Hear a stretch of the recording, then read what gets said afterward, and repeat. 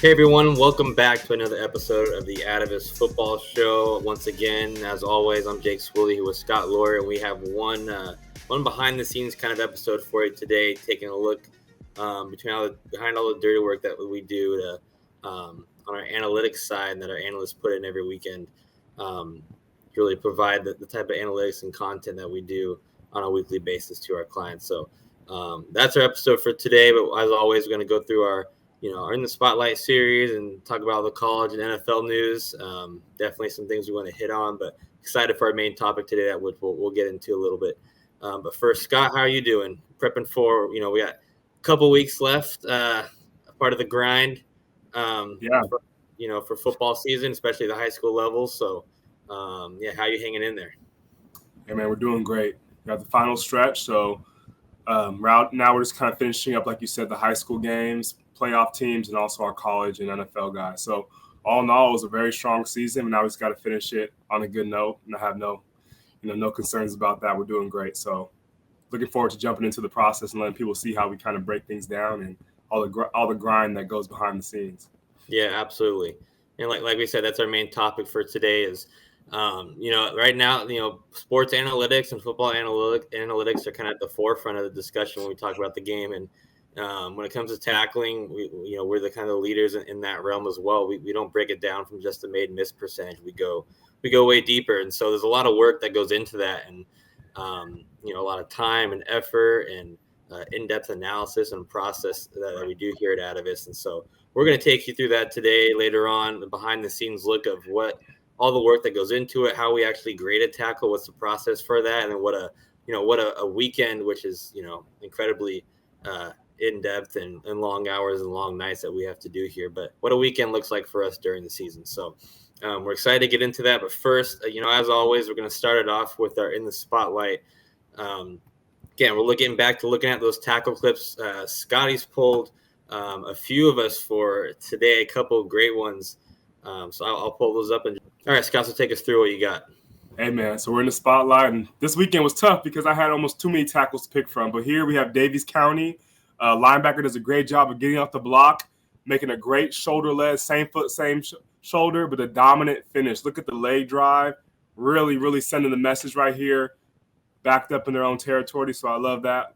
Look at number 8 come in, fight through the block. Great shoulder contact. Jake, you know that feeling as a running back getting lifted off your feet and driven back 5 yards. Not very many times, but but yes, it's definitely sends a message, and they had a great performance this weekend. Now we got Marquette out of Wisconsin, number 22, outside linebacker. I love this one, the open space. Great strike, great finish. One of our analysts actually found this one, and he identified it to me, so I love that. Right here, you're going to see him come through. Balls in the air, similar to our flare pass drill. One-on-one, open field, safe, responsible, dominant contact. Everything you're looking for in a textbook Atavus tackle.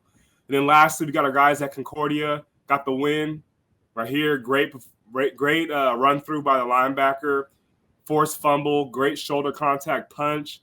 Really changing the game. They had about 3 or 4 clips just like this, Jake, knocking dudes around. So it was hard to pick from. But number 10 does a great job right here, man. Look at this.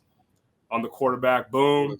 Yeah. Knocks the ball out. Big turnover for them. So, yeah, a lot of great tackles to pick from. But here's some of the ones that really caught my eye this weekend. No, those are some great ones for sure. And I think there's a lot of, differences between the three. I think the biggest similarities, though, differences in situations, but the biggest similarity I saw between those, especially with that second clip, the Marquette clip, is the closing space. I think that's such an important thing that gets overlooked, and especially in that second clip where it's open field, and a lot of times on those passes to the flat, flare passes and whatnot, as soon as the receiver or the running back gets the ball, they're expecting to make a move or something because they know they have the open space and the guy's closing quickly. So a lot of times that defender, we see it all the time, but we'll start to kind of come to balance a little too early, give more room than is necessary and more options to the runner. But I really liked in that situation, he closed space with confidence, eliminated any kind of potential moves or options the runner had, and he was able to finish strong and dominate the tackle. So I think those are similar, but you picked and our analyst picked a lot of great clips that I think showcased all of the components of the Atavus Tackle System there. So Great to see that as we move into the final part of the season that, teams aren't laying up. They're really starting to hit their stride and dominate contact as we finish the season up. So great to see. We're going to move now to our segment we always do with the college football. Taking a look at this past weekend of games. Again, we're kind of in that middle part of the season, almost third way through, where those buys keep coming up. We saw some 2 weeks ago, some this past weekend. We'll see some more this weekend. So not a full slate of games from the top 25, but definitely some notable ones in here of teams that played. So Scott, walk us through your biggest takeaways from the weekend. Yeah, I'll kind of just go down the list, but Ohio State taking care of business against Iowa. I mean, that offense is rolling, and they're putting up some points. They got a bunch of receivers, a bunch of 3 and 4-star receivers, 5-star receivers, everything. So they're throwing the ball around and putting up some big numbers. Clemson, I think they made a QB change. In the second half, I believe they benched DJ. And he came out after the game, really handled it with poise and said, hey, I'm looking to win the game. I don't care. I trust in coach and the decision he made, and ended up working out for them. Kind of struggled against Syracuse, so he made the coaching change. He made the quarterback change, and it paid off in the end for Clemson. Alabama taking care of business. TCU staying undefeated. I mean, that Duggar at quarterback and then that big receiver, I can't think of his name right now, but that dude's been putting up, I think it's Johnson maybe, about 6'4", big vertical threat, big body, but he actually, he's been putting up crazy numbers the last few weeks. So I've seen him kind of climbing up those draft boards as well. So that offense is playing at a very high level under Coach Dykes. And then Oregon, UCLA. I was actually thinking for a closer game. I think last week I actually predicted that UCLA would win this game, but I was wrong. I think Bo Nix had a great performance, 5 touchdowns, I believe, 0 turnovers. So, I mean, he was throwing the ball around. The offense looked good. Defense contained the quarterback over at UCLA. So that was good for Oregon, and definitely not what I predicted there. And then Oklahoma State. Remember last week, Jake, I talked about the tackling showing up in this game. And there's a few clips that kind of made headlines, but it was a big third down, I believe, 3rd and 5. And Oklahoma has the ball, quick little slant or something, and the Texas has him right in his grasp, but lets him go for like a 40-yard touchdown. And that was pretty much the tipping point of the game at the end, where that critical stop. And I talked a lot about that defense because Oklahoma State has so many weapons on offense that I knew that was going to be a big thing, and that kind of showed up on Saturday. And then going down to the right-hand side, I mean, Penn State's doing big things in the Big Ten. Cincinnati taking care of business against SMU. I mean, SMU is a well-coached team, so that's no slump. And then lastly, we saw Tulane take care of Memphis. So Tulane is, they're in that conversation in terms of keep on being in that top 25 and increasing their stock just with wins like that. So all in all, really, exciting weekend of football like always. So yeah, that's kind of my quick takeaways, Jake. No, I agree with everything you said. I think there's a lot of good things and kind of interesting things to take away. You talked about Clemson last time that we'll see if this sticks. The last time that quarterback changed, it was Lawrence coming in, and we all know how that ended. So, in that regime at the time. So we'll see what happens next week if they go back with their starter or they keep the change permanent. So, but yeah, a lot of good takeaways, and we're gonna get to some of these teams that you hit on here in just a sec when we get to a little bit of the news part of things and what people are talking about right now. But first, after this weekend, let's take a look at how the new top 25 rankings shake up. And good thing to keep in mind, this is probably the last week that we'll be looking at the AP rankings. Next week on Tuesday, the first round of the official college football playoff rankings are put out. But until then, this is what we got. So not a ton of changes at the top, kind of like usual.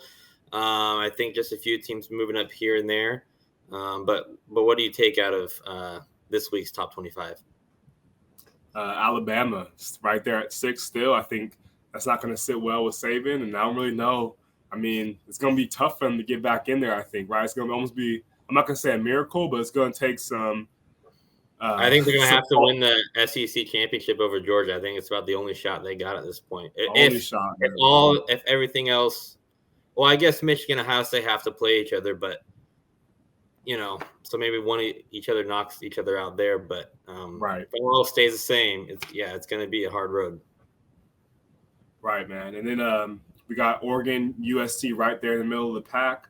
UCLA dropped a little bit, but, ranked loss against Oregon. That's what we would kind of expect. And then, Utah still there. I think they beat Wazoo yesterday. Yep. Tough game. They were missing a few starters on offense, so then that maybe could have factored in. But overall, they got the win, and that's all they really needed. And then, Cincinnati's still there. Tulane we mentioned before. So a lot of games still to be played, Jake. But, like you said, next week's going to be pretty telling in terms of the final rankings and kind of the momentum heading into the playoffs and stuff. Yeah, no, for sure, because it always seems like there's a little bit more of a shakeup with the final rankings or with the college football playoff rankings in the AP or Coaches Poll or anything. So I could see them putting someone like Bama back in the top 4, even though right now for AP they're 6, stuff like that. So again, those are the ones that matter for the not that AP doesn't matter, but ultimately in terms of the college football playoff, those are the ones that matter. So excited for next week to see how things turn out after this weekend. 2 of the teams that are kind of surging right now that people are talking about that we're gonna discuss real quickly. The first being TCU, Max Duggan having a great year. I think there's conversation for him as like a dark horse Heisman candidate if this keeps going, right? You said that wide receivers having a year for himself as well, and they beat Oklahoma State. They're undefeated in the Big 12. If they keep this run going, it looks like they're going to win the Big 12, which no one probably expected at the beginning of the year. And so not only is dark horse for Heisman candidate with Max Duggan, but dark horse for they're sitting at 7 right now in AP. Dark horse for college football playoff? Question mark. Hey man, you never know. I've seen crazier things happen, but the thing I like about this team is they're very well coached. So obviously we have connections to Coach Dykes back to his days with SMU, but also Coach Gillespie as well, a defensive coordinator that came in there. I mean, he's doing a great job taking care of business on the defensive end and giving their offense a chance to play, complementary football. But now they're being explosive with the runs with Duggan and then the Johnson going deep, and they have all the intermediate stuff going. The run game strong. So all in all, man, they look like a very, very dangerous threat to a lot of these top in that middle tier. It's 6 to 5, or 4 to 6 range, like right in that middle tier. I don't know if they crack the top 4, but they're gonna be right there in that top 6 to 7 team. So definitely got to keep an eye out for TCU. No, yeah, very complete team right now at this point, and it keeps going in that top, top 6, right? Michigan's gonna have to play Ohio State. Something's got to give there, and there's always potential. And how it works out is, Alabama, Tennessee, and Georgia are gonna have to play each other, whether that's Bama meeting Georgia in the final or Tennessee meeting Georgia in the SEC championship. And so, there's a pathway for them if they go undefeated the rest of the way to possibly make it in there. So, especially with the key wins they have so far this year. The other team is Oregon. Wow. Bad showing game 1 of the year against Georgia, right? Get blown out. Kind of struggle early on with Washington State, come back and win that, right? Since then, though, Bo Nix and them have been on a roll. And obviously you see them surging up through the rankings, right? But, with USC now kind of losing, they're probably sitting on top of the Pac-12. And I saw this the other day is, there's talks about Bo Nix now for a dark horse for Heisman and how his numbers are compared basically on the same level at this point in the season to Mariota's Heisman campaign back in his senior year, his last year with Oregon. So obviously people Pac-12 aren't huge on, right? And they have that bad loss that maybe that keeps them out. But they're playing good football right now, beat UCLA. And, do you see them also having another chance to make, win Pac-12, make a potential bid or an argument for them to make the college football playoff? See, with Oregon, I think it's going to be a little bit more of a reach, Jake, compared to like a TCU or someone just based on that big loss to Georgia to open up the season. I think a lot of people will be looking back on that, unfortunately, as like a slight blemish on their resume, or a big blemish on their resume, I should say. But I was just looking at the schedule. I know they got UW coming up in a couple weeks. I think that will be a pretty good test for both of them, for UW to see where they're really at, but also Oregon if they're legit. It's going to be a hostile environment for the Dogs. They're going to be over at Autzen Stadium. So, I mean, yeah, I think Bo Nix has been playing really well. He has that big game experience playing over at where's he at? Auburn, right? So he's been in those bigger games. So that does help, I think, benefit them. But yeah, man, it's going to be tough. See how they finish and if they have that momentum. But definitely a dark horse. He's playing really well, Jake. So never know. Yeah. No, yeah. I mean, you never know how the rest of the year is going to shake out. Obviously, there's the Heisman front runners and CFP front runners right now. But those last, 2 weeks of the season, are always kind of up in the air. It seems like over the years, people always have a chance. So 2 dark horses right now, TCU and Oregon, really making a strong push for that. Looking into this weekend, again, we got a handful of buys. But our top teams are playing once again with Georgia, Ohio State, Tennessee, and Michigan all in action. What are your biggest games you're looking forward to seeing most or come out of it from this weekend? Yep. So I'm looking forward to Ohio State, Penn State, big rivalry. Looking forward to that. Tennessee and Kentucky is going to be a big one. I think Kentucky's coming off a bye week. They got the quarterback back somewhat healthy. So, Tennessee's rolling, obviously, but that's going to be a tough matchup for them against Kentucky. I think that will be a hostile environment. So we'll see. It definitely is going to live up to the hype, I feel like. Alabama's on a bye. Clemson's on a bye. Who else? I think UCLA should bounce back against Stanford. USC should also have a strong showing against Arizona. We saw what happened with Utah, Washington State last night.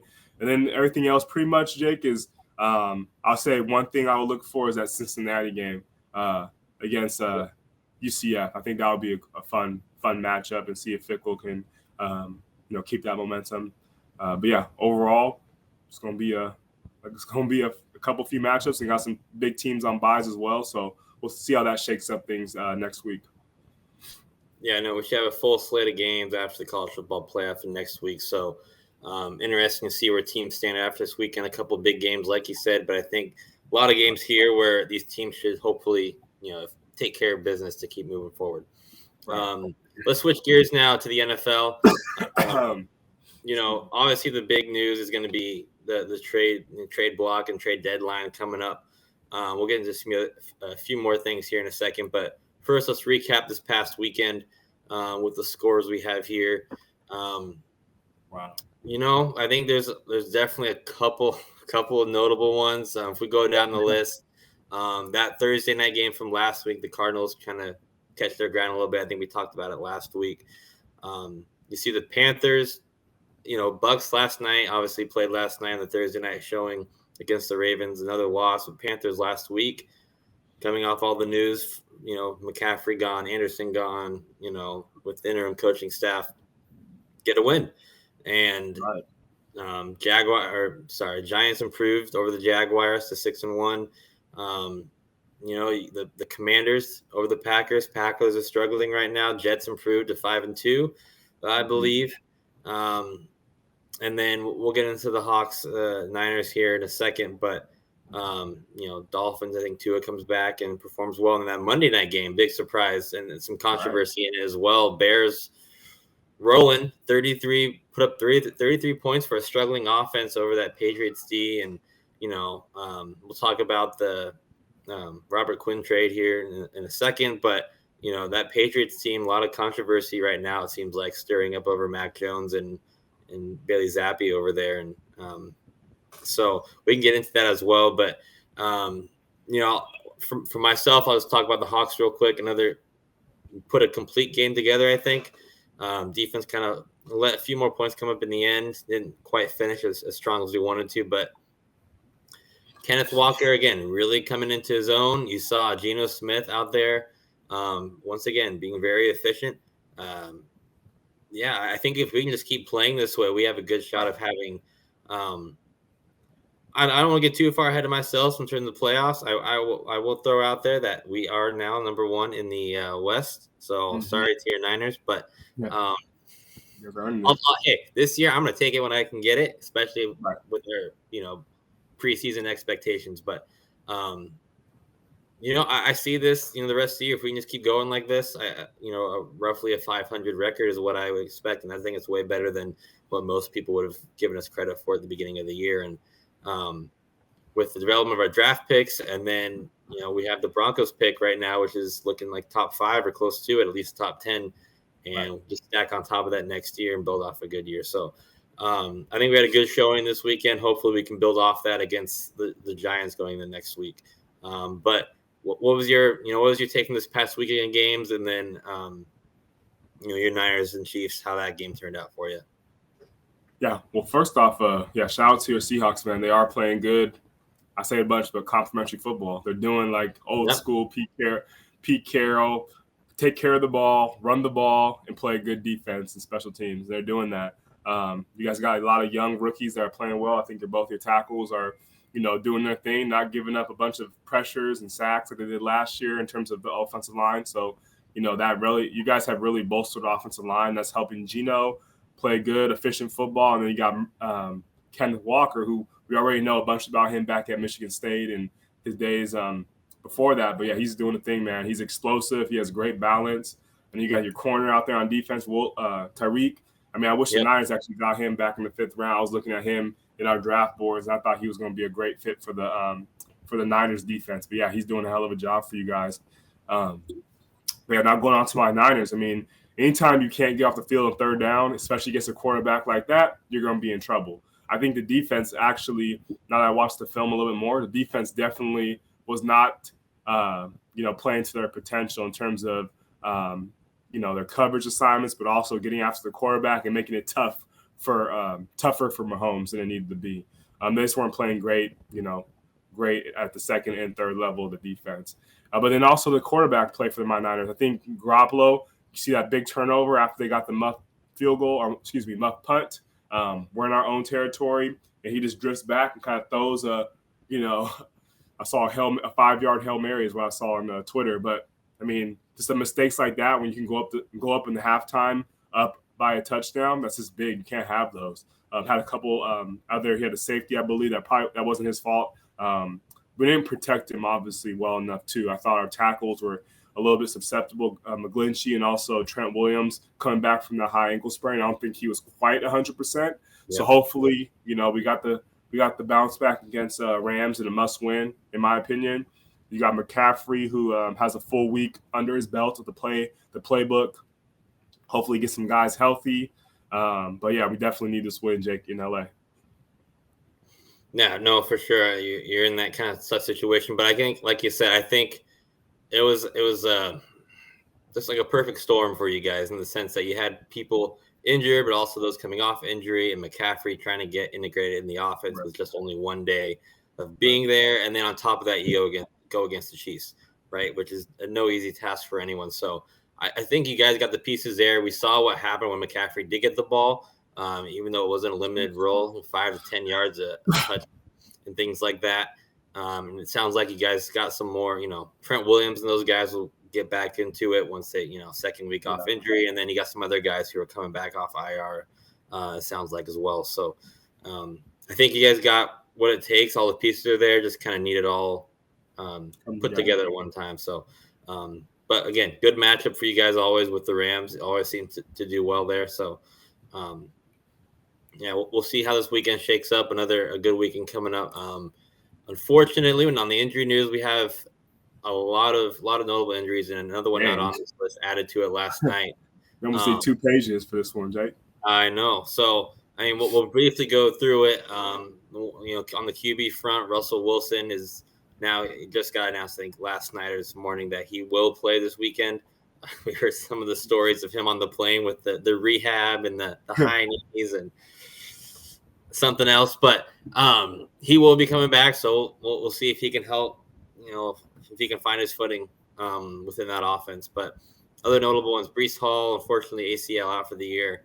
That's going to be a big blow. And the Jets also lose Elijah Vera Tucker at their O-line spot as well. So 2 key components of that offense are gone. Zeke, doubtful with a knee injury. Your Kyle Juszczyk is going to be out for a couple of weeks until after the bye. Had that finger surgery. But again, some other ones on here that are notable that, we've got Kyron Williams, Chase Young, TJ Watt, a few other guys that are actually now have been designated to return to practice. which is good news finally for those guys who were on IR. So there's that 21-day window starting this week for them to be on the 53-man roster. But in other news, again, Jamar Chase is going to be out 4 to 6 weeks. It just came out a couple days ago with that hip injury. Other wide receivers, DK, knee, doesn't sound too bad. Good reports coming back. Mike Williams out for a couple weeks with a knee injury as well. Lots of knee injuries this weekend. Very common thing that we saw. But Lazard, not going to help the Packers offense. Doubtful with a shoulder injury. Van Jefferson, another one of the Rams who's going to be coming back the next couple weeks for him, which will be a big help on that front. Njoku out a couple weeks with an ankle. Evan Neal a couple weeks with a knee. You just go down the list, and there's lots of injuries that are significant, it seems like, for notable players over the year. J.C. Jackson, another one out for the season. But you're Jason Verrett coming back to practice here soon. So, so some good news in there. But we hit on it last week. It looked like last week there were a limited number of injuries, and now we've gotten back to the trend of fortunately a lot of significant injuries kind of still happening. So, all right, so some other news that came out, some speculation. Obviously, the Broncos and Lions not having the season that they would have hoped for. The team executives, you've got the GM of Denver coming out and publicly backing Hackett and Wilson. Same with the owner of the Lions backing Campbell and GM Holmes. I don't know if there's much else you can do at this point in the season. You kind of have to stick with your guns, but I think something to keep in mind, at least on the Broncos front, is the Hackett and Wilson, especially Hackett. They weren't the ones brought in by the new owners, so there's some speculation around him. But what do you think of? Obviously, you kind of back the people you have in place there right now, but at the end of the year, it could be a different story. What do you make of this? Well, who would have thought this, Jake? But the common theme is quarterback play. You have Russell Wilson versus Jared Goff, and I mean Jared Goff has had success in this league in the past, but he's turned the ball over way too much in Detroit. And then you got Russell Wilson is not playing consistent. So I think that's the common denominator here. I think with the Hackett, you have to kind of trust the process and let the system kind of play out. And hopefully you would hope that the investment you made in Russell Wilson will pay off hopefully soon. But also with Campbell, he has good energy. I feel like the team respects him a bunch. They're just missing consistent quarterback play and some weapons on offense and defense all around the board. They still need about one more year, I think, to kind of bring the roster together and see if he really can do it. Kind of similar to like a Saleh. I think Saleh's in his third year, and you're seeing what's going on with them now. So I think Campbell kind of needs that same type of trust and leeway. Yeah, no, I think you have definitely seen the improvements in Detroit on both sides of the ball, but just not quite where they need to be to get those wins and finish. But again, on the other side, everyone thought Hackett, especially Wilson, was a plug and play for automatic success, and that's not the case as of right now. So again, still a lot of football to be played. So we'll see how the rest of the year plays out. But I don't know. I think there could be a couple hot seats here that we speak of once we get to the end of the year. Another news, something else notable is the QB front again. Matt Ryan benched going into this week's game for Sam Ehlinger. Wow. I think it's everyone thought with Ryan coming in, replacing Wentz, there'd be a little more of a little better play at the quarterback position, more consistent play with someone like Ryan, who's traditionally can sling the ball around the field, very accurate. But we're just not seeing it. And there have been some injuries as well, but we're just not seeing it right now with the offense. So they go with a more mobile, younger guy in Ehlinger to kind of bring some juice to that offense, hopefully. But what do you see? What do you get from this? Yeah, it's tough, man. It's tough. Matt Ryan's he's not performing at the level. I know he had some buzz around camp that he was, playing at a great level during camp. It's just not translating to the game field, and he's fumbling the ball, throwing interceptions, and then you got the shoulder injury last weekend. With all those things factor in, I think you kind of have to make the change. I know some people that were shocked within the organization on the team, but I see the decision. We'll just see if Ehlinger can play at a high level. I mean, he has a good resume over at I remember watching him back at Texas, and he was a kind of a dual threat quarterback. Not the strongest arm, but very mobile. He's tough, has a decent arm. So, we'll see if that helps spark the offense. But, definitely hard to see for Matt Ryan fans. No, agreed, for sure. But something we didn't expect. But sometimes these things need to happen to change where the franchise is going. So, yes. The big stuff in the news this week is obviously around the trade deadline. Now trades are starting to be made. The deadline is next week, next Tuesday at 4 p.m. Eastern, I believe. We've had a couple notable ones so far over the last week or two. Obviously, we talked about the McCaffrey trade last week, so we won't get too much into that.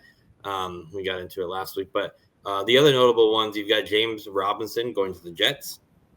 Robert Quinn later this week gets traded to the Eagles, and Kadarius Toney going to the Chiefs. Lots of intriguing ones, especially the last two, I think. I think it's pretty impressive what the Eagles are doing with Howie Roseman there. The GM manipulating the roster the way he is, while not to be something that should definitely not be overlooked is the fact that he is still keeping all of his picks going in the next year and down the road. And I believe they still have, with all the trades they've made so far this season, off season and right before the season, AJ Brown and those guys, bring in the draft picks they've brought in. They're still keeping their 6 picks in next year's draft with the 2 first rounders. Now, will they keep those 2 first rounders or trade for, another key weapon? We don't know. But the fact that they're able to make all these moves so far and keep that draft capital in their back pocket is pretty impressive. So getting another edge rusher, another D lineman with the guys they have like Hassan Reddick and whatnot there is only going to bolster that defense and help out that what is already a great offense there. That's probably my biggest one. I would take it as a key move that was made so far. But of these 4, obviously, you're going to be a little biased to McCaffrey. But of those remaining 3 then, which makes the biggest impact, do you think? I think Robert Quinn, like you mentioned, you talk about what they already have in the third level with Slay and Bradbury playing at a high level. You got Gardner at the safety spot. I mean, they're turning the ball over, playing great coverage. So what's going to help that? An even better pass rush. So you already have guys, like you said, Reddick, and you got Graham off the edge, but now you're bringing in a third defender off the edge with Robert Quinn, who is highly productive in his past. I think he had 18 sacks last year or something crazy. A little bit down in production this year, but maybe a fresh start can kind of reignite him. But then you got those guys in the middle, Davis, Fletcher Cox, all those guys. Yep. So, I mean, damn, that's going to be a tough defense to deal with a great explosive offense. They're not messing around over in Philly. So I also do like Toney, though. I mean, he's had kind of the injury bug with the Giants, but I don't know how much of that was actually being injured versus them just not, agreeing, on his role. But he's definitely explosive. I remember him over at Florida. He was, kind of Tyreek Hill-esque. And now you're thinking with Mahomes, maybe Mahomes and Andy Reid, they can kind of unlock that potential of him and be one of those explosive guys, yards after the carry, but also some gadget stuff with some wildcat or maybe some, put him in the backfield. I mean, he can line up anywhere. So if he all works out in terms of healthy and he meshes with the team, I think that can be a sleeper pickup for the already explosive Chiefs offense. Yeah, I think Toney is one of those guys. He needs to find the right fit. We see that sometimes with players, they just don't gel with where they're at, get to a new location, new team, and all of a sudden take off. And I think that could be. I mean, Andy Reid's they got Mahomes back there, but Andy Reid, amazing offensive coach and coordinator, and I think he's going to be able to get the full potential out of Toney.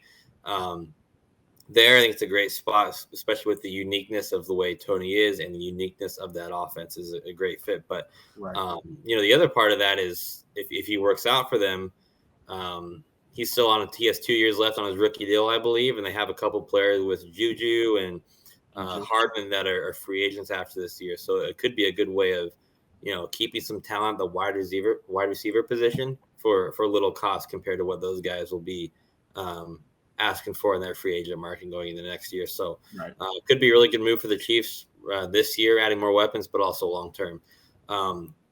with that, like I said, next week is the trade deadline. There are a list of people.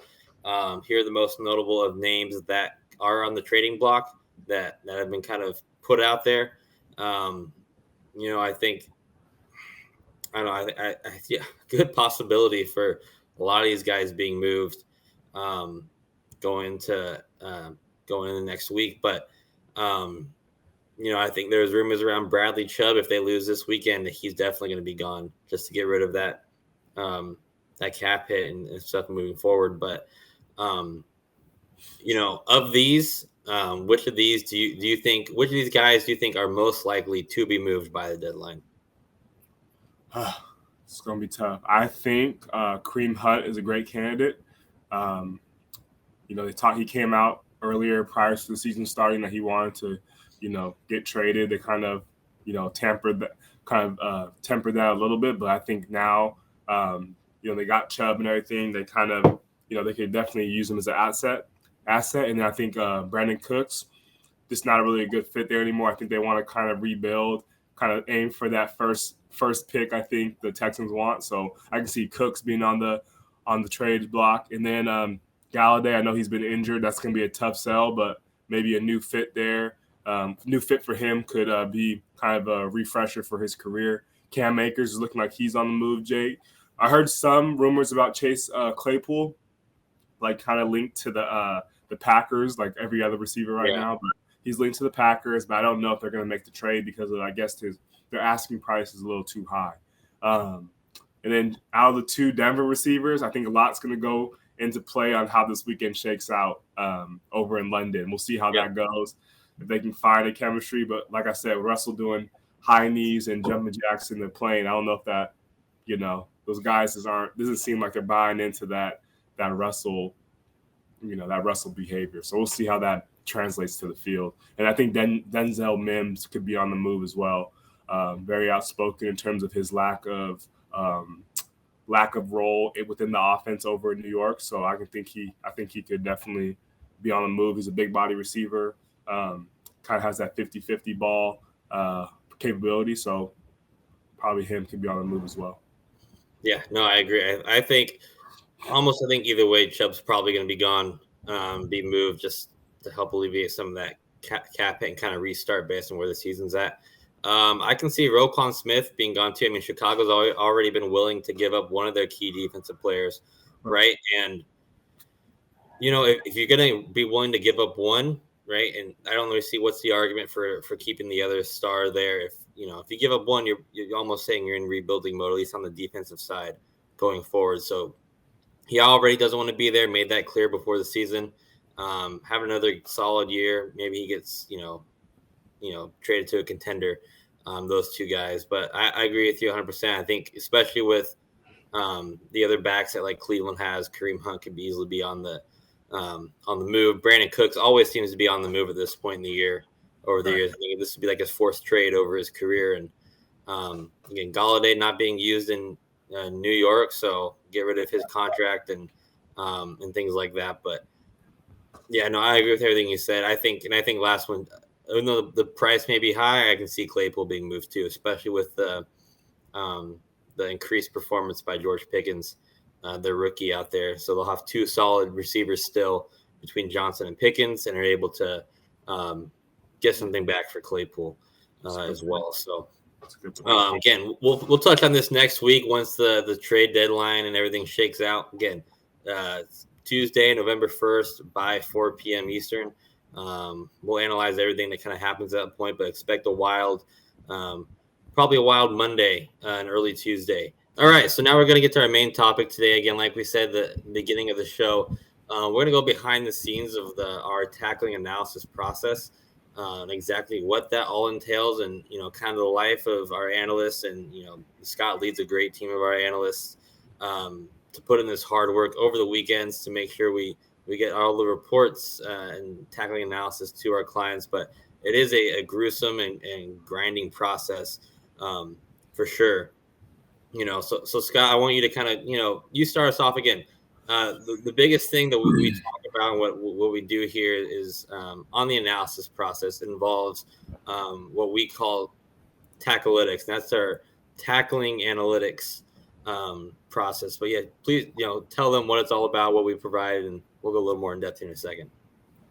Yeah, Jake. So really what we're trying to do is provide, actionable insights for our clients. We're trying to be an extension of their coaching staff, and really take that tackling aspect off of their hands, off their plate. We always say they have so much else to worry about, especially at the high school level with is getting guys to the practice field, but also the, X's and O's and the logistical standpoints of game planning.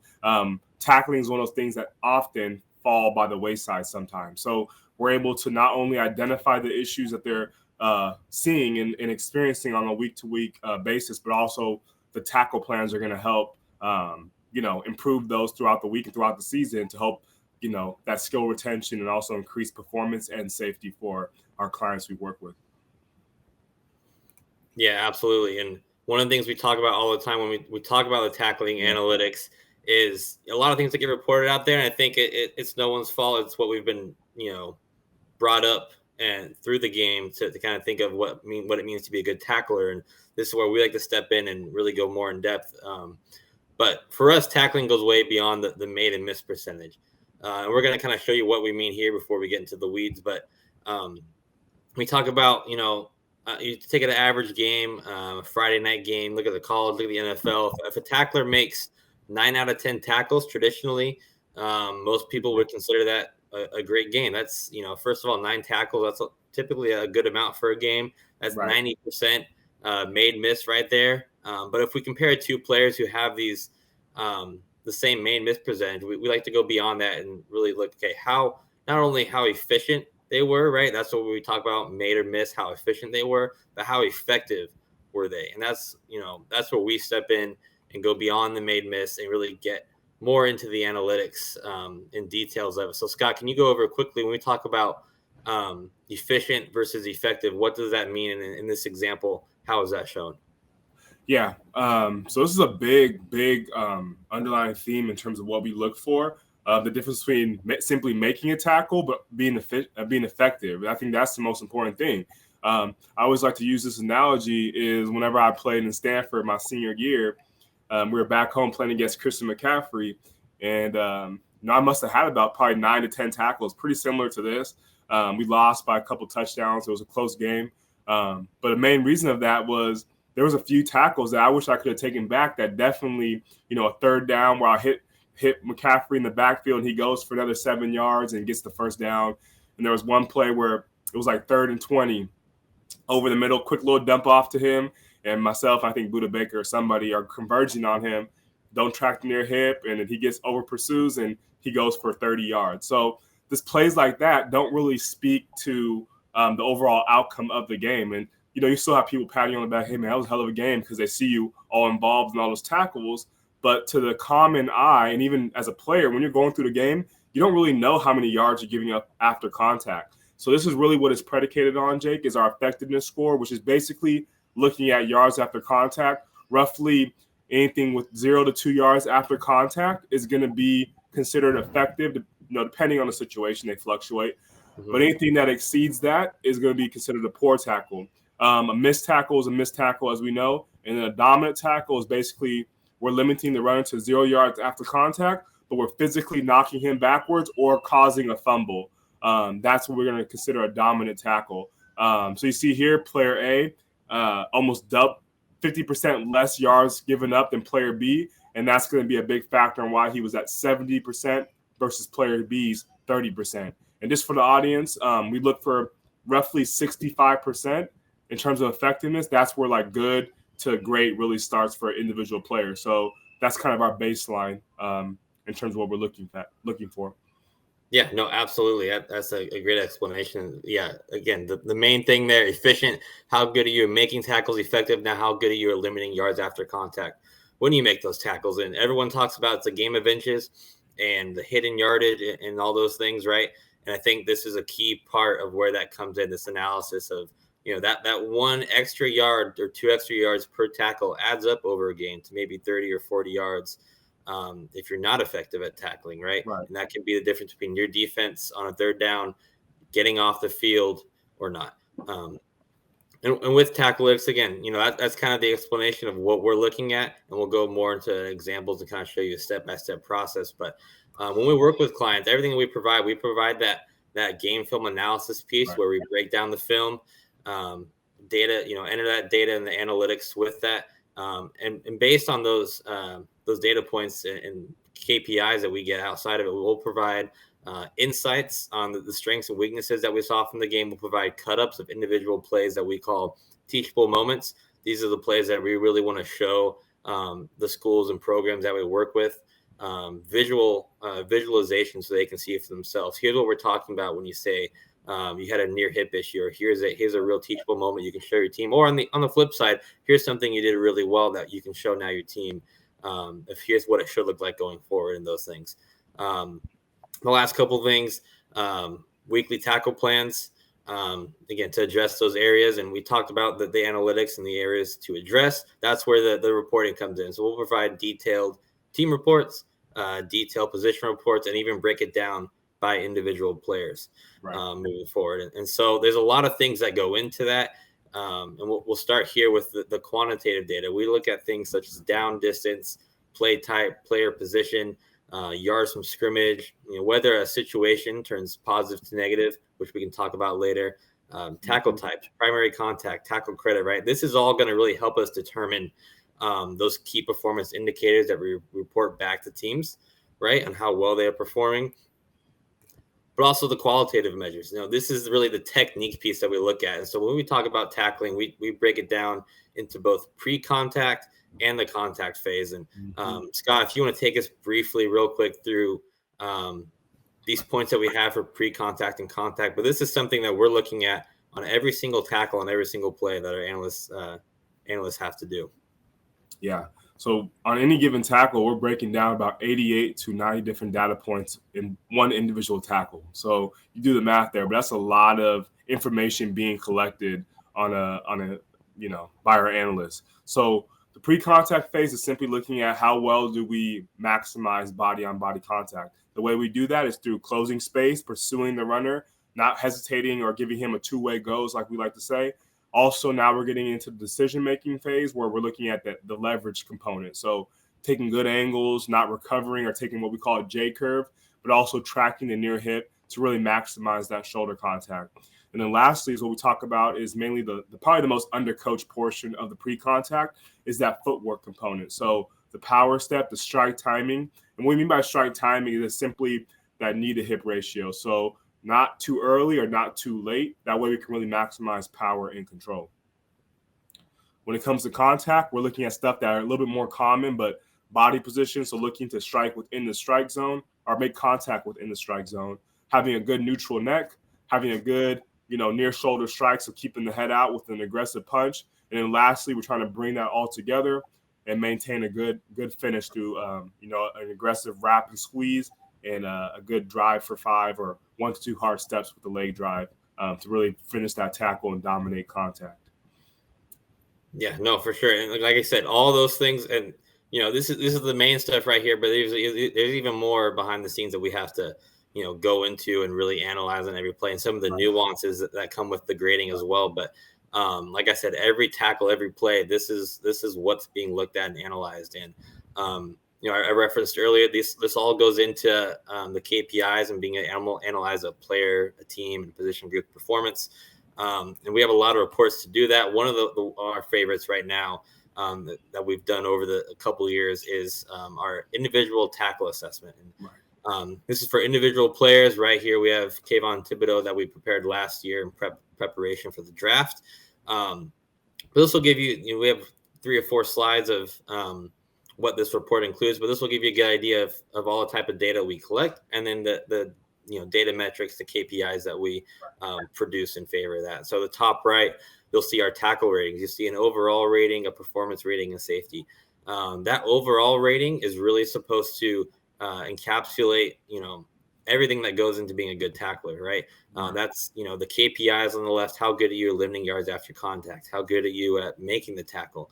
But also how good are you at performing the technique correctly while being safe, while limiting head contact, while, keeping your neck in a good position, those sorts of things. So that's where the overall rating comes in. It's a combination of what you see below, those performance and safety scores, where performance mostly focused on the main KPIs in terms of yak, in terms of tackles made and technique. Safety score focused on head contact, making contact with the correct shoulder, that near shoulder, and things like that. KPIs on the left, like I said, we mentioned before, tackles made, yards after contact, average, tackle effectiveness. On the flip side, yards before contact. And where on the field are you on average making contact with the runner? Are you making it at the line of scrimmage, or are you making it 10 yards down the field? Because that can also, impact the play and, show how good of a tackler you are, changing the game in that element. But and on the right, you have the technique analysis. So in Kayvon's case, he's an amazing player back in college. Not a lot of issues we saw with him. But again, if you were to look at this, you can connect the pieces of if he's doing poor in one KPI on the left, you can look to the right, the technique analysis, and maybe make some conclusions of why that is. And now he can address those areas of improvement going forward to just improve overall. The other things we can look at, as well as we kind of mentioned before, we can break stuff down by game, game by game analysis of how good are you, at making, how good was your tackle effectiveness, tackles made in the game over the season, and same with yards after contact and before contact on average. And the other things I think that distinguishes us is, we track, primary contact. So a contact analysis of, which body part are you making contact with the most? Is it the head, the shoulder, the chest, the arms, or just, flat out no contact at all, where you should have made contact, but you didn't for some pre-contact issues. So we're able to break down how often you make primary contact with each body part, which is important in addressing some of these issues going forward, but also based on whatever, body part you make contact with, how well you're performing from those KPIs that we mentioned earlier within that. And lastly, situational analysis. We break it down by what situation you're in. We identify them as positive and negative. Positive, all relative to line of scrimmage, basically being the runner is in front of the tackler. He makes a profile or angle tackle. Negative, just describing the situation, not any worse. We've actually found out more often than not, based on the game that we have today, the spread scheme across all levels, lots of tackles are made in the flat going laterally. And so a lot of people are in those negative situations, which is a lateral tackle or a chase tackle from behind. And so these are good to use because, now you get to identify more often of what kind of situations you're in, and that's going to dictate what the focus of the tackle should be. Positive situations, we want to dominate contact, knock them backwards. Negative situations, we just want to maximize control and get them down to the ground. So if your team or a player is in negative situations more often, the focus going forward in practice and improvement should be focused on maximizing control and getting down to the ground. So Scott, anything I missed, anything you want to add before we kind of get into we're going to show you guys a process of what an actual tackle analysis looks like.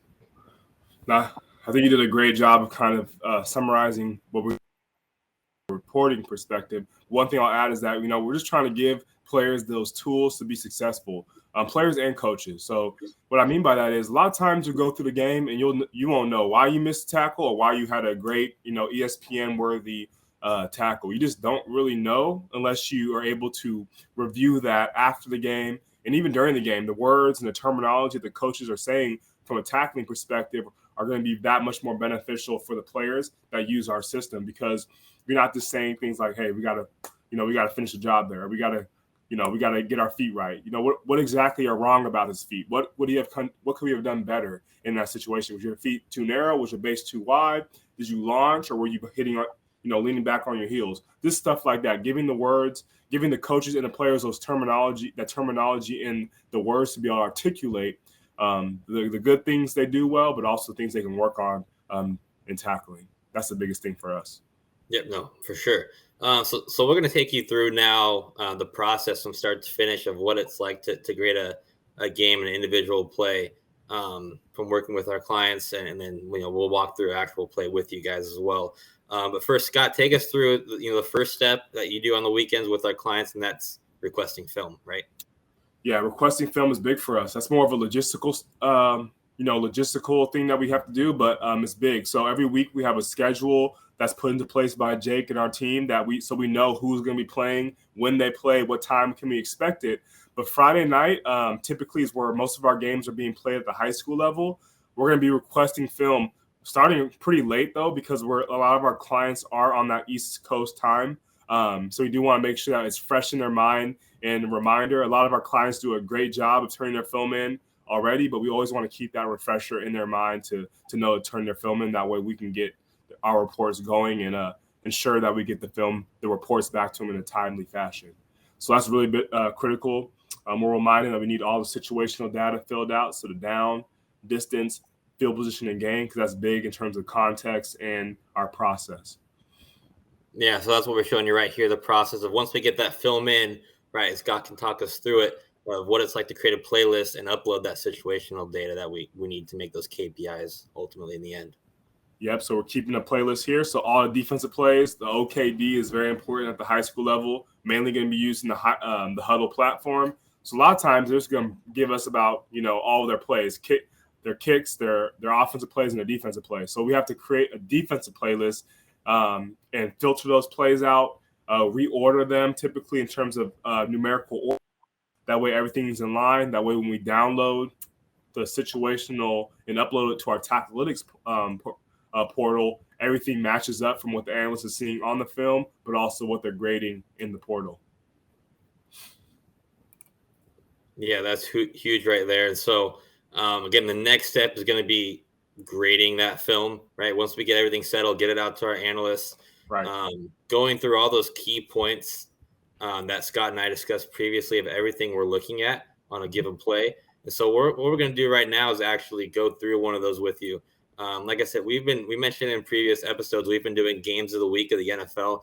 And so we're going to take a look back how to play and walk you guys step by step through exactly how we grade it, our entry process for that, and what that looks like. So we'll pull that for you, pull that up here. Okay, so like I said, we got here the film pulled up for you, and so we'll walk you through exactly what our process is, from start to finish. So Scott, I'll scroll through the video, but I'll have you, I'll chime in as well. But because again, Scott leads our team. This is how I started as well as an analyst a few years ago. So Scott and myself have put a ton of hours in and seen, looked at incredible amount of plays, hours of film regarding tackling over the years. And so for us, this has become a natural process that we can almost do with our eyes closed half the time, it seems like. But but again, we'll show you our process here. So Scott, I'm going to scroll through this. We've got a sideline view, and we've got also a back end zone view as well to go through. So the ball is on the 25-yard line of the in the defensive territory. So I'm looking at that. That's why the situational is so important. So now when Jake watches the play, I'm going to be looking for potential tacklers and where they're relative to line of scrimmage. So as he scrolls through, I actually haven't watched this play yet.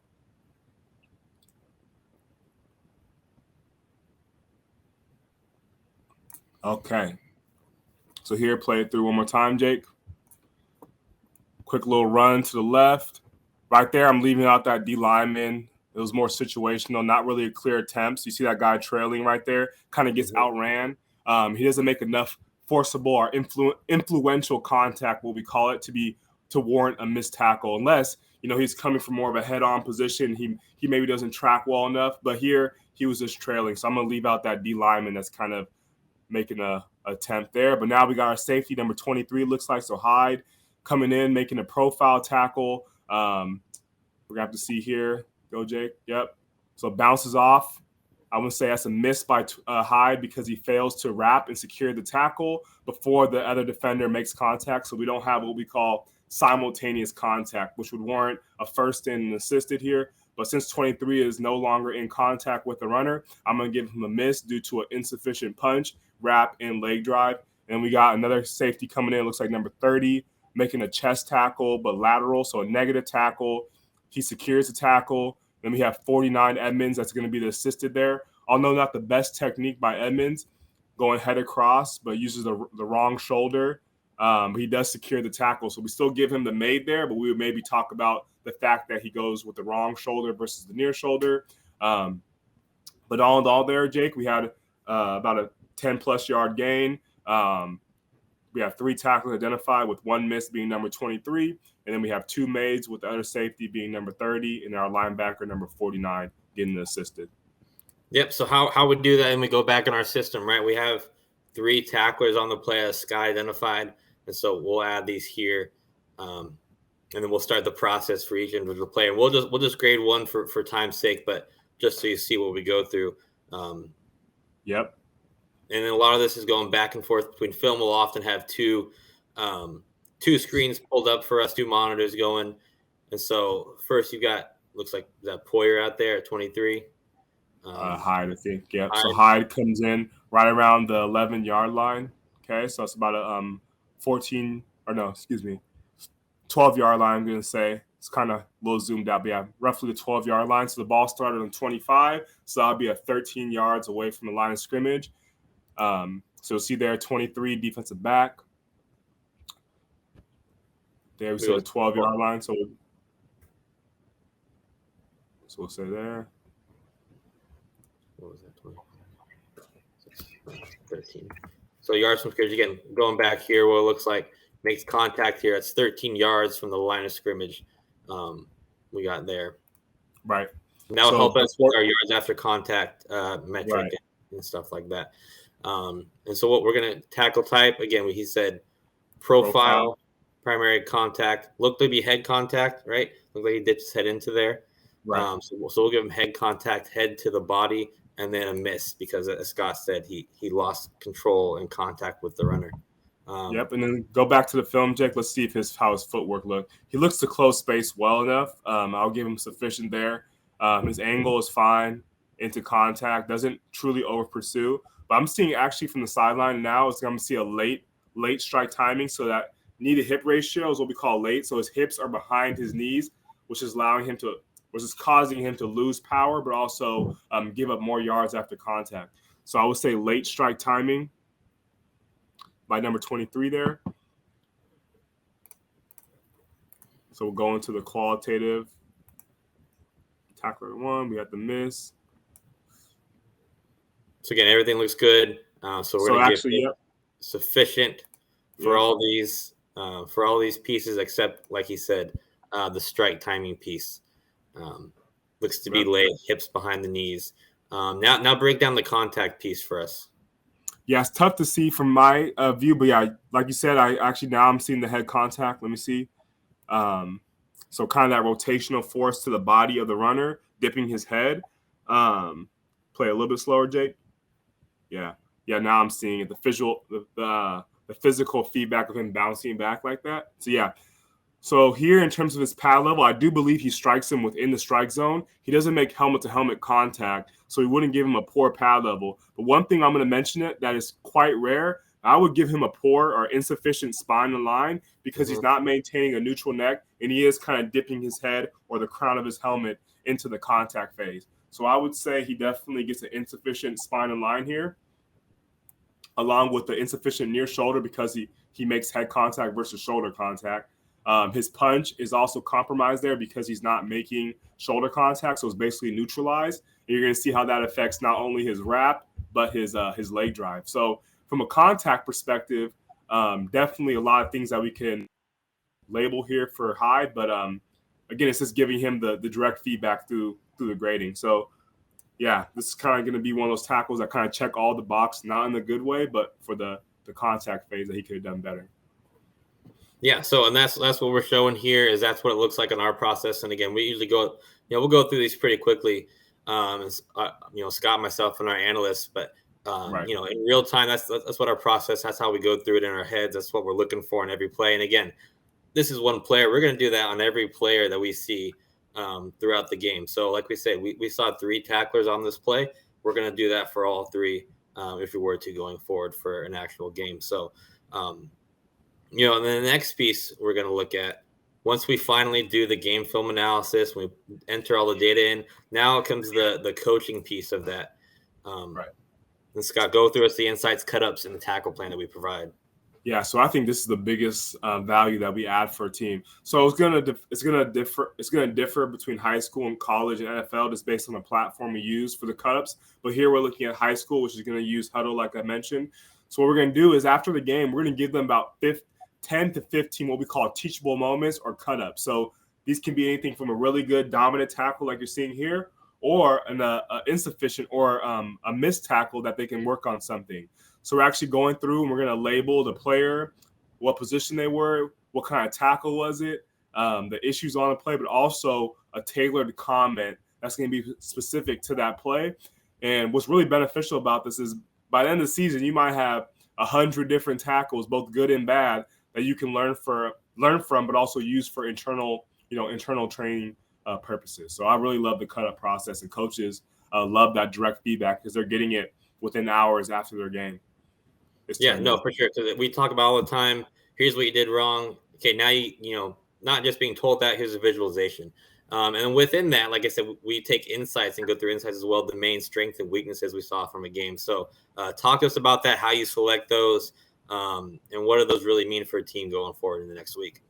Yeah, actionable insights. This is one of our mission statements, but this is really embodied by our reporting process here. So usually we'll go from like from 3 different lenses, one being the team. So overall, this could be a good, this could be a negative, something that we identified throughout the game. The data is going to tell us at the end. And then we'll go into more of a positional breakdown. So maybe it's a specific group. Sometimes it might be multiple, and we'll identify a key trend from that. And then lastly, we always like to try and do something a little bit more personalized for the individual player. So if there's one person that stood out, typically for a good performance, we'll definitely make sure to highlight that and make sure it's known for the players. Yeah, and the last piece we go into is in the tackle plan. Now, how do you take this to the field and improve in those areas that we identified in the insights? Right. So, yeah, this is critical. I almost say we're like a doctor, right? You have an illness or tackling illness, and we have to prescribe you a medication or a tackle plan that's going to help fix that issue and make you better. So that's really what we're doing here. Teams, sometimes they tackle twice a week. Some teams tackle 3 times a week. A lot of guys like to do circuit-based training versus individual. We will always know that based on what we have in line with the client, and we'll make sure that's reflected in the tackle plan for that week.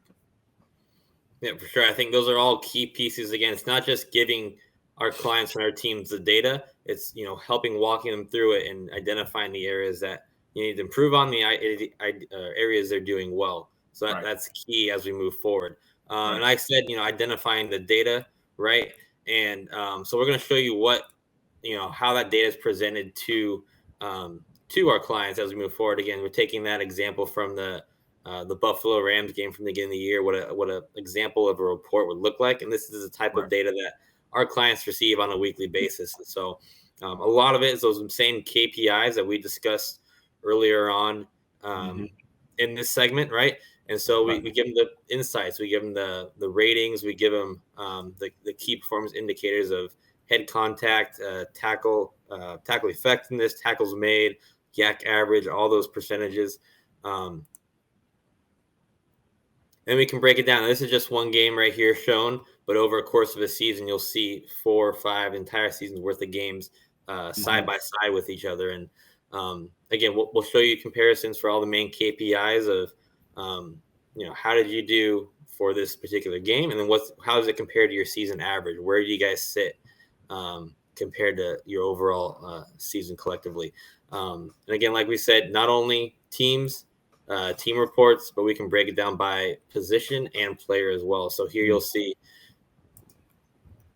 as I zoom in a little bit for everyone, we have it broken down by defensive backs, D-line, and linebackers, right? So you can see, on the right, how well did that position group perform overall, and the bottom as well, those sections. But now we can get into it in an individual, for individual players like we had in the ITA. How many dominant and effective tackles did you make? How many missed explosive plays you gave up? And, now you can really get an idea of, I think this is a great tool that coaches can use. And we've heard it at the higher level as well of previous clients, in college and whatnot, posting this type of report on the wall to be fully transparent with their players, and everyone knows where they sit, right?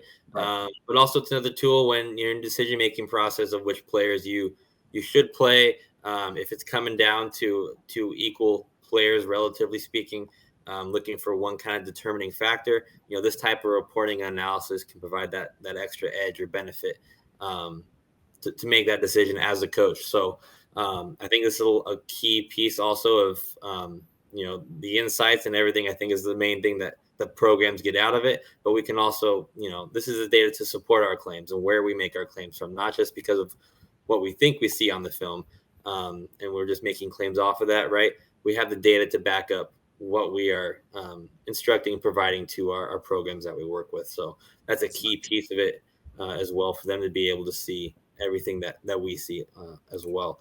The last thing I want to get into, right? You've seen the process from start to finish, but I think the thing that doesn't get recognized or as much attention enough, especially for our analyst team, is football happens on the weekends. Teams, especially at the higher levels, want their reports and need their reports as soon as they can, so they can prepare for the next week, starting on that following Sunday or Monday, right? And so we don't have the luxury of, during the week, during a normal work week, of getting that work and analysis done. We have to do it as soon as we can, right after the games are done, right after we get the film, and get that stuff done on the weekends. And, I think Scott started this way. I started this way a few years ago initially as an analyst with us, and putting in 20 to 30 hour weekends during the football season. It's a grueling process, and we give props to Scott and his entire analyst team that put in the hard hours. They've been doing a great job for us this year. But Scott, give us again. Follow us on social media. We're going to be putting out a few of these day in the lives coming up to really give an insight and show what Scott and the rest of the team go through on a weekend. But briefly, just let us know. Go through it with us what a weekend in the life of an analyst looks like, and how intense is it in terms of time commitment and effort you have to put in. Yeah, it's a big commitment, Jake. We're in a business where we need things now, like it has to be instant, so real time. Once that film gets in, we gotta start grinding. So, like I said, the Friday night is really big. Tonight, I'm gonna be doing all my film requests, reminding coaches, because what we want to do is once 4 a.m., 5 a.m. hits in the morning when I wake up on Saturday, we got to hit the ground running. Because like I mentioned, a lot of our clients are on different time zones where they're already playing, they're already up. So we got to get these games out even quicker. So we have no time to really sleep on the weekend. So early, 4 or 5 a.m. is my wake-up call, and I'm starting to hand out games that are coming in from our clients based on those reminders. And then our analysts are going to work, grinding out these games, and we're getting them turned back to a senior analyst like myself or anyone else on our staff as a senior analyst. That way we can review the film and make sure it has a high level of accuracy, so what we call our quality control process. The games are getting watched anywhere from 2 to 3 times before the client gets it back. So really important for us that quality is really at a high level.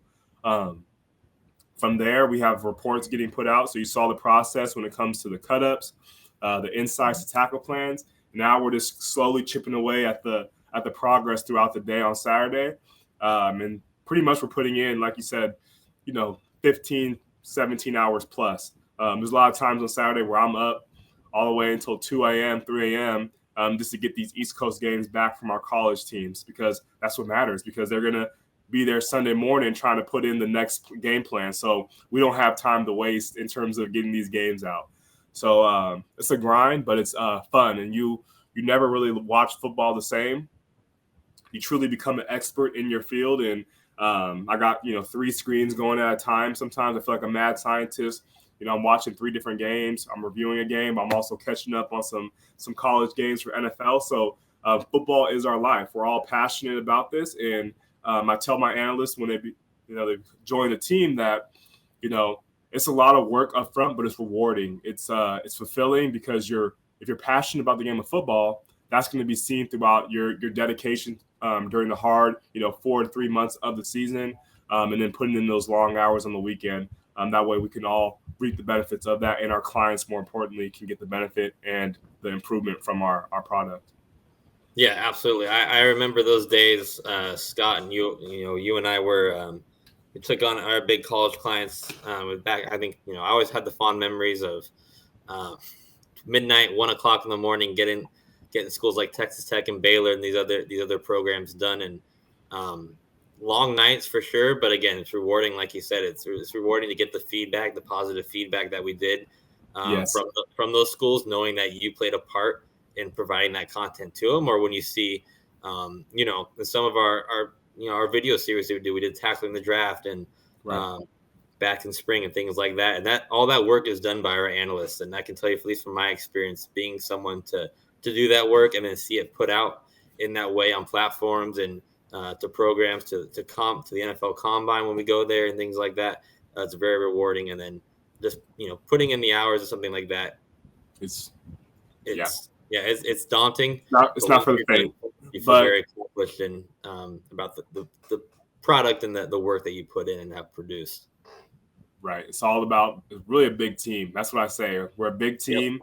At the end of the day, if one guy's down, the next man got to step up and we get the games done. I always say that Saturday and Friday night are kind of our grind days. And then Sunday, we like to be done and make sure we have any other cleanup, maybe some late games. But I really want our team of analysts to be able to enjoy their Saturday by working really hard and be able to, you know, reap the benefits of that on Sunday, hang out with their family, catch up on their NFL games, you know, enjoy themselves. That's the goal. So we always work really hard in the front of the weekend. That way we don't have to, you know, make up for lost time at the end. And I think that's been really key to our success over the last few years as we continue to grow and provide value.